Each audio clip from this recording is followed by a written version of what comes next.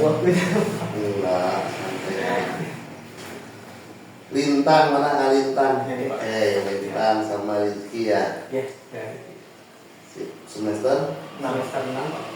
Semester 6 udah mau penulisan. Lagi penulisan sekarang. Sekarang lagi penulisan. Ya. Jurusan? Bahasa Inggris. Pendidikan bahasa Inggris. Guru. Iya, dulu. Alhamdulillah, calon guru ya. Alhamdulillah. Siap. Rizky asli mana Ki? Saya asli di Karangpawitan. Kalimantan, Garut berarti. Iya. Kalimantan, Dari Cilau. Cilawu. Siap. Gimana? Ada yang bisa dibantu? Jadi kita tuh mau tahu Pak buat wawancara, buat memenuhi tugas akhir dari mata kuliah English for Office Administration gitu.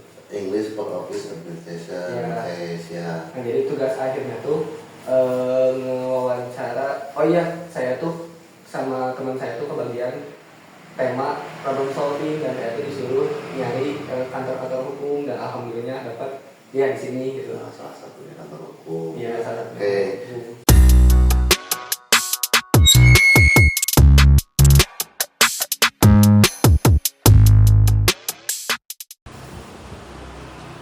Selamat pagi Pak. Pagi. Sebelumnya saya berbicara dengan Bapak siapa? Saya Fahmi Aulia Rahman, SHMKN. Di sini tertulisnya MH ya. Oh iya. MKN harusnya. Oke. Siap. Baik Pak, di sini tuh kita mau melakukan kegiatan observasi sekaligus wawancara terkait problem solving yang dituju untuk memenuhi tugas akhir dari mata kuliah English for Office Administration. Baik, kita langsung saja ya Pak ke Boleh. pertanyaan pertama. Menurut Bapak, apakah problem solving itu sangat dibutuhkan dalam sebuah perusahaan, apalagi di perusahaan notaris ini Pak? Khususnya notaris, karena notaris itu bergerak di bidang jasa. Otomatis jasa itu penuh dengan masalah kan. Oke. Orang datang ke kantor saya ke sini bawa masalah untuk diselesaikan. Jadi menurut saya problem solving itu wajib kita mengetahui dan memahami, khususnya mungkin di kantor saya. Sangat penting menurut saya. Oke. Terus bagaimana cara Bapak merepresentasikan problem solving itu di perusahaan Bapak? Kalau representasi berarti kan dari awal sejak kita ketemu dengan janjian dengan klien, kita menyusun waktunya, kita juga membahas apa yang harus dikerjakan, apa yang harus diselesaikan, dan berkas apa yang harus dikumpulkan dari klien tersebut, sehingga kita bisa mendefinisikan ini masalah ini diselesaikan seperti apa. Begitu. Ya. Soalnya kan kita jasa nih Kak, pasti semuanya juga yang datang ke saya pasti punya masalah, tapi masalahnya beda. Masalahnya masalah perdata khususnya. Untuk perjanjian, untuk pembuatan akta tanah, bukan dalam arti masalah-masalah yang bermasalah, tapi masalah yang harus diselesaikan secara administrasi. Gitu lah. Mungkin lanjut ya Pak. Oke, siapa? Pertanyaan selanjutnya itu, apakah perusahaan Bapak sering menghadapi kendala operasional? Kalau kendala untuk sekarang ini bisa ditanggulangi, karena kendala-kendalanya mungkin ketika ada yang tidak jujur, ada klien yang tidak jujur, ada klien yang mengakali dan lain-lain. Itu kendalanya. Apakah perusahaan Bapak memiliki SOP dalam menangani masalah itu Pak? Oke, untuk SOP pasti ya. Sebelum tadi saya sudah bicarakan, SOP berarti kita mulai dengan janjian dengan klien, mengetahui apa yang mau dikerjakan, sehingga nanti berkas-berkas dikumpulkan. Setelah berkas-berkas dikumpulkan, saya teliti apakah berkasnya ini haknya atau tidak. Kalau misalkan dikumpas secara hukum, berarti kita lihat kewenangan bertindaknya. Dia lihat betul nggak milik dia. Contohnya gini, mau jual tanah atas nama Rizky, tapi yang jual atas nama Rizky, benar nggak? Logika itu logikanya nggak benar kan? Iya. Secara hukum sama. Jadi takutnya banyak klien mengkali itu tadi. Oh. Nanti videonya melintang. Nah itu kan masalah, betul kan? Iya. Nah itu kita bisa menolak SOP-nya. Dan untuk SOP yang pasti sekarang, karena kita sekarang di dunia digitalisasi ini, keuangan digital, ada banyak proses kejahatan juga banyak. Pernah dengar money laundry-nya? Iya. Pencucian uang. Pencucian uang. Nah, jadi SOP kita pun ada untuk menanggulangi money laundry tersebut. Kita ada formnya, kita ada SOP-nya yang harus diisi oleh klien supaya dia bertindak jujur mengenai harta kekayaannya. Oh. Gitu. Iya. Pak, gimana caranya komunikasi tim di perusahaan Bapak ini mempengaruhi kegiatan problem solving yang Bapak lakukan? Komunikasi sangat penting. Intinya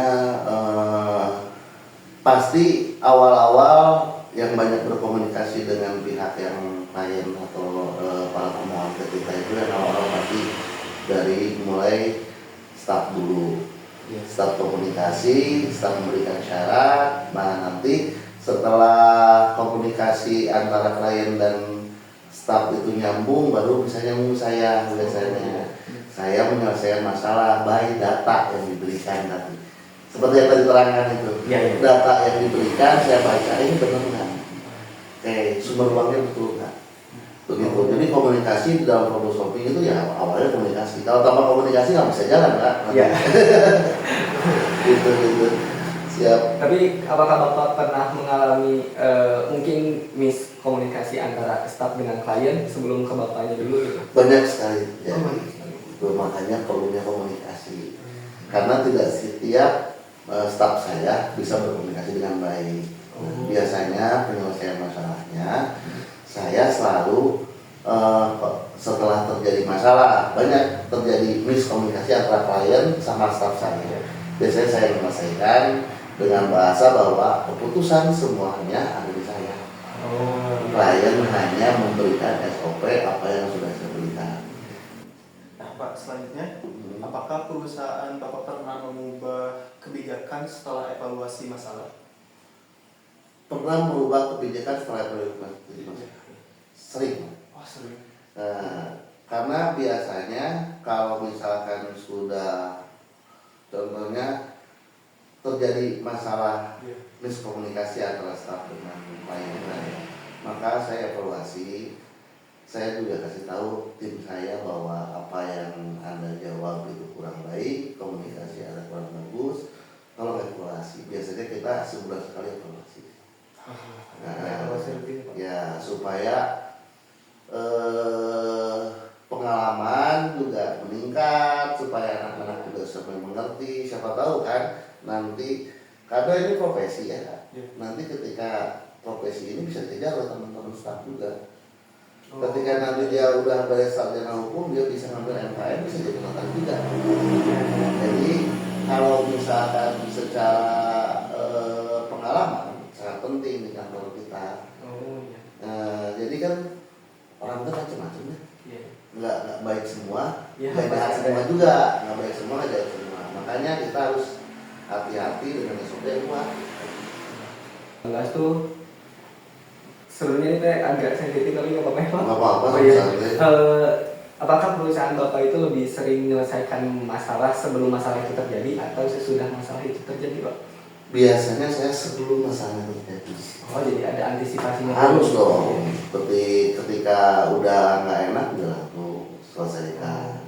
Jangan sampai masalah sudah terjadi baru diselesaikan. Tapi ada pun kerjaan yang setelah terjadi masalah baru selesaikan. Tapi kebanyakan masalah itu diredam sebelum terjadi, Pak. Oh iya. Penyelesaiannya dulu, kita cari penyelesaiannya biar tidak menjadi masalah itu, ya kan. Banyak. Tapi namanya juga ini kan kantor notaris, berarti membuat alat bukti kan. Di sini akta autentik, berarti alat bukti tertinggi di pengadilan, akta autentik itu namanya. Nah, ketika terjadi perselisihan antara para pihak, kita udah antisipasi dengan kata-kata di dalam aktanya biasanya membebaskan notaris dan staf dari gugatan tuntutan dari perjanjian ini. Oh iya. Itu dari masalah ketika nanti mereka bersengketa, saya sudah membebaskan diri di sini. Itu salah satu penyelesaian masalah di awal. Adapun penyelesaian masalah di akhir, ketika benar-benar bersengketa dan wajib saya untuk hadir di pengadilan, saya datang. Gitu. Oh. Karena tugas saya hanya mengkonstatir, mencatatkan apa yang para pihak inginkan. Oke.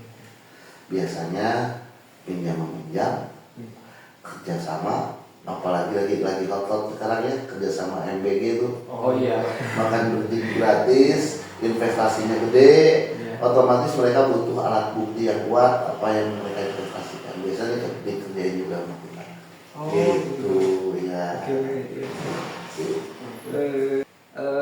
Lanjut apa aja ya Pak ke yang terakhir, apakah staf Bapak juga diberikan kebebasan untuk memberikan problem solving atau mencari solusi ketika dia menghadapi masalahnya sendiri gitu Pak? Harus Pak. Ya, sebelum saya kalau dia bisa selesaikan dulu. Oh iya. Ya kalau bermuara ke saya semua, mah aku bingung buat apa saya staf banyak. Iya. Kayak saya ada 11 staf, kalau itu masalahnya bisa mereka selesaikan, kecuali yang urgent yang nggak bisa mereka selesaikan baru saya.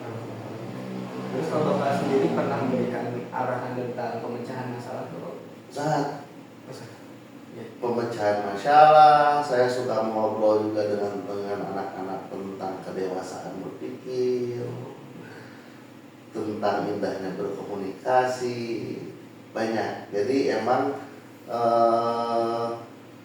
problem solving ini saya pakai gampang.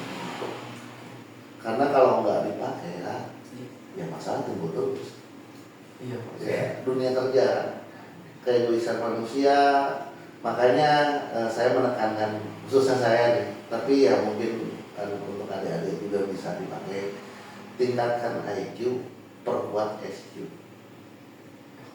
Ya, IQ pembelajaran akademik kita, SQ hati kita. Bagaimana bisa mengkombinasikan antara hati dan pikiran untuk keluar dari bahasa kita untuk menyelesaikan masalah tersebut. Ya, nanti kan IQ pintar, SQ tidak ada, hancur ya. So, ada lagi? Mungkin buat wawancara mah udah cukup. Cukup, Ya. alhamdulillah ya.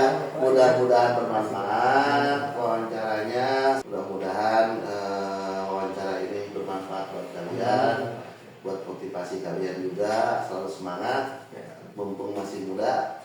Jangan takut belajar, ya. Jangan takut main juga, ya. Jangan takut. Yang penting kita punya niat baik.